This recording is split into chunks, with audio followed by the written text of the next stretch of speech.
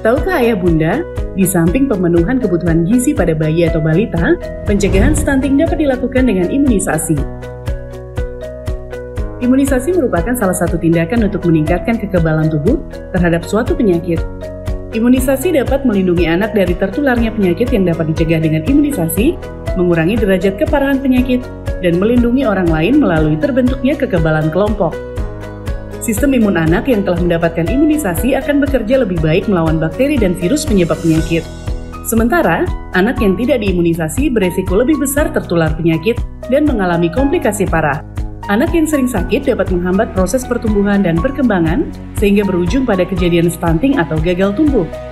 Dengan demikian, imunisasi penting dilakukan bagi anak-anak, khususnya bayi dan balita.